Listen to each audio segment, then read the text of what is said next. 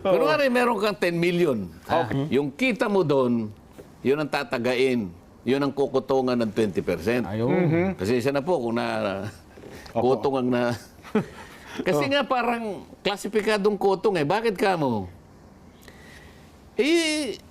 Pinagsikapan na ipunin ni Jen yun eh. Oo naman, oho. Nagkataon na hindi niya gagamitin muna yung pera. Nilagay niya sa bonds. Opo.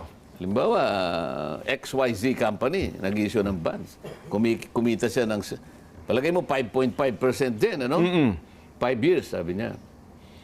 O, di may monthly ka, palagay mo, sa 10 million mo, may monthly kang 150,000. Kunwari lang.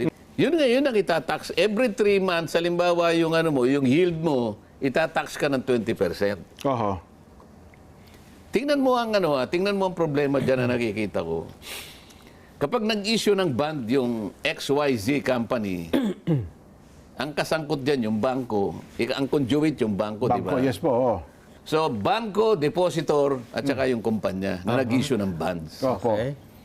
Bakit ikaw lang ang magso-shoulder ng 20%? Ang ibig ko sana mangyari, yung 20%, kung hindi tayo makaliligtas doon, Oo. i-distribute mo doon sa tatlo.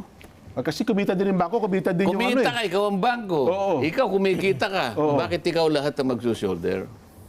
Kung ikaw ay mangingisda, Opo. si Nelson, merong maliit na fish pond. Opo. Mangingisda ka. Oo. Doon ka ba mangingisda sa fish pond niya?